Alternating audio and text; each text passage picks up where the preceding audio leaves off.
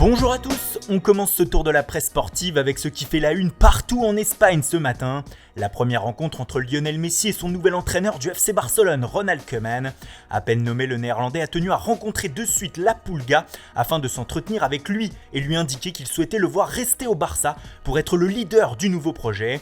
Mais comme le rapporte Sport ce matin, l'Argentin a fait part à Koeman de ses doutes sur son avenir.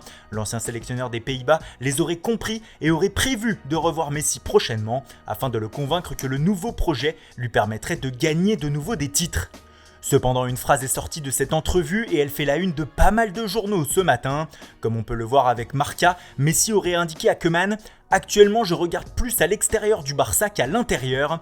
Une manière de dire pour la Pulga qu'il ne se sent plus à l'aise au sein du club, surtout avec la direction actuelle, et qu'il songe bien à partir. Cependant, l'Argentin est lucide et sait qu'il est en fin de contrat dans un an et que sa clause libératoire actuelle de 700 millions d'euros est un frein. Malgré tout, cette phrase rapportée par la radio catalane Racuno fait le tour du monde et fait trembler l'Espagne. Pour Mundo Deportivo, Messi est dans le flou. Il n'est pas encore convaincu à 100% de ses souhaits de départ et les prochains entretiens avec Koeman pourrait finalement le faire rester, mais en même temps la situation au sein du club l'agace profondément. Pour les Sportius, la direction du Barça doit y voir une alerte car Messi ne restera pas éternellement en Catalogne et qu'il faut déjà préparer l'après, même si l'Argentin reste une saison de plus.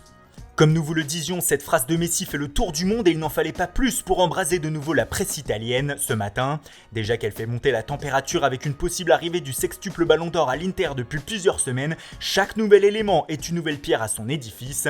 Ce matin, la Gazzetta dello Sport explique que désormais l'Inter a deux objectifs, remporter la Ligue Europa ce soir contre le Séville FC 10 ans après son dernier titre européen, puis ensuite de faire venir Messi en Lombardie. Sur ce dossier, la balle serait désormais dans le camp de Steven Zang, le président interiste. Mais problème, selon Tuttosport, l'Inter ne serait pas seul sur Messi. La Juventus aurait aussi les idées larges avec la Pulga. Le quotidien explique que le FC Barcelone serait intéressé par Paulo Dybala. Du coup, un échange pharaonique entre les deux joueurs pourrait être une solution. On approche du domaine de l'absurde, ou plutôt du fantasme du côté de la presse italienne. Tuttosport revient aussi sur le dossier Paul Pogba et de son possible retour à la Juve. Pour le média, la clé avec Manchester United se nomme Douglas Costa. Un possible échange entre les deux joueurs pourrait rendre l'opération faisable. Messi et Pogba qui pourrait jouer avec CR7. Tuttosport se croit dans FIFA ce matin. Lionel Messi, comme nous vous le disions, est vraiment partout ce vendredi. Ici encore avec la couverture du journal AS qui écrit « Messi se voit partir ». Mais le média espagnol nous donne une information pour le moins surprenante ce matin. Selon lui, le Real Madrid aimerait bien que le Paris Saint-Germain remporte la Ligue des Champions dimanche soir face au Bayern Munich. Et pourquoi ça ? Parce qu'à l'intérieur du club, on pense qu'une victoire de Paris serait un pas de plus dans le transfert de Kylian Mbappé vers le Real. Le Français aurait accompli sa mission sous le maillot parisien et aucun autre objectif ne le retiendrait. Entre Tuttosport et AS, on est servi ce matin en termes de football fiction.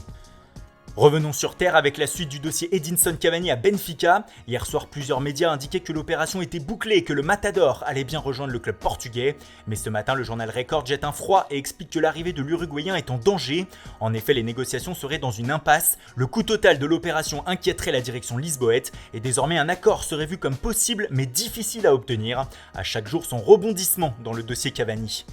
Et on termine par une bonne nouvelle, la reprise de la Ligue 1 ce soir. Le championnat de France qui reprend ses droits après 5 mois d'arrêt et qui lance sa nouvelle saison 2020-2021. C'est la rencontre Bordeaux-Nantes qui ouvrira le bal dès 19h, à suivre en live commenté sur notre site. Pour le quotidien numérique de Ouest France, Minuit Sport place enfin au jeu après la crise sanitaire liée au coronavirus Covid-19 qui a touché le monde. Cependant, la dépêche du midi n'oublie pas que le virus est toujours là et sera le grand arbitre de cette nouvelle saison. Pour preuve, des cas se déclarent dans plusieurs clubs et le match Marseille-Saint-Etienne, qui devait initialement ouvrir le bal, a été reporté à mi-septembre. Tous les pays européens sont dans le doute aussi. En Italie, comme le rapporte le Corriere dello Sport, 7 clubs dont Sassuolo, le Napoli ou encore le Torino ont rapporté des cas positifs ces derniers jours. Enfin, en Angleterre aussi, c'est le flou. Selon le Daily Mail, l'attaquant de Tottenham, Harry Kane, a dû être placé en quarantaine après son retour de vacances passé aux Bahamas. L'île des Caraïbes est sur la liste rouge des autorités britanniques qui imposent une quatorzaine au retour de cette destination. Kane n'a donc pas échappé à la règle.